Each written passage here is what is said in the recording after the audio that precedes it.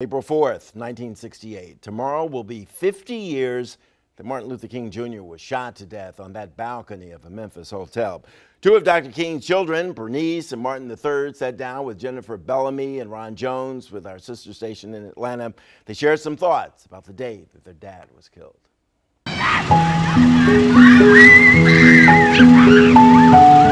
Dad was kind of like a buddy to us. He was like our playmate because when he came home, he didn't have a large quantity of time, but the quality was remarkable. So some days we were playing football in the front yard, he'd toss the ball or baseball.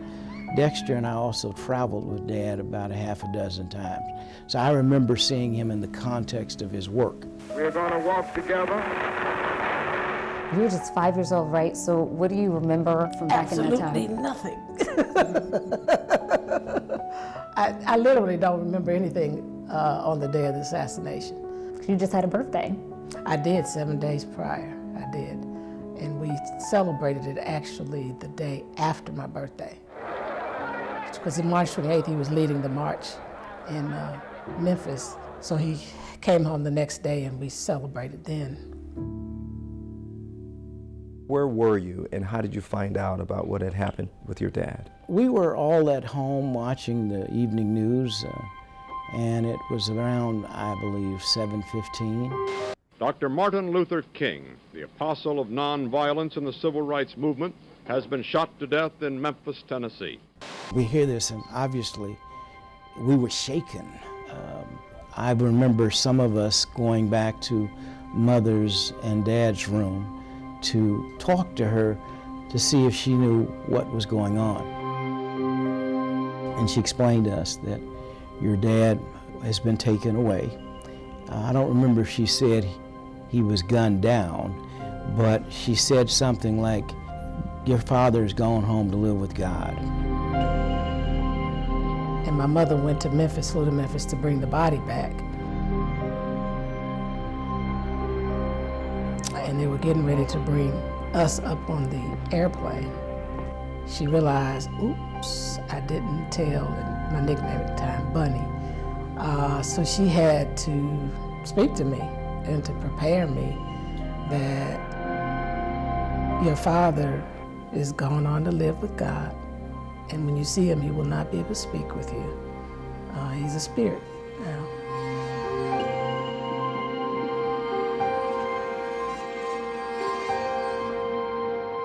The day of the funeral, which was April 9th. I remember it was just a lot of lights, camera lights, it was hot. But in the total economy of the universe, good will ultimately triumph. Though sorrow tarries for the night, joy comes in the morning. I fell asleep from what I'm told. Somebody carried me. And when we got to Morehouse, I remember seeing the casket. It seemed kind of crooked on the stage. Now, a lot of kids, you know, they notice weird stuff. I remember us marching down Auburn to Morehouse College. I've never seen as many people as I saw back in 1968 on the streets from Auburn Avenue all the way down now Martin Luther King, I think it would have been Hunter Street at the time, all the way to Morehouse College, all the way to the cemetery where Dad's remains were initially placed. And I've never seen it so quiet. It was, to see that many people and the quietness, the respect apparently that existed. You know, it was a somber day. It was sad, but it was sad but very, very powerful. We commend his legacy of courage and love to ourselves, our children, and our children's children.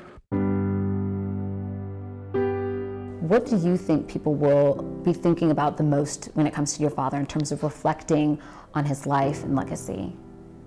I think people are going to be thinking about different things. I think some people are going to be thinking about the day, you know, where they were that day and what they felt losing him. As that segment of the population that was here. I think there are others who are going to be thinking about what he was doing just prior to his assassination. All we say to America is be true to what you said on paper.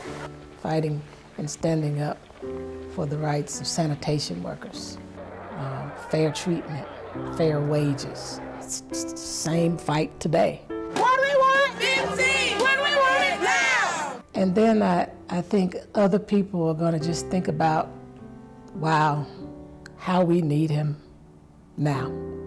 Somewhere I read that the greatness of America is the right to protest for rights. We need his voice, his message, and his moral fortitude. How do you think we would be different today as America and Americans had your father not been taken that day? Who knows?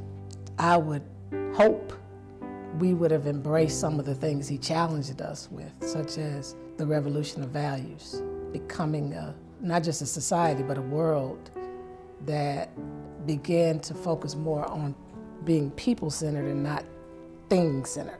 Give them a new sense of hope, a new sense of dignity, a new sense of self-respect. He cautioned us against becoming so engulfed in science and technology that we lose the essence of our humanity and dignity and the value and worth of an individual.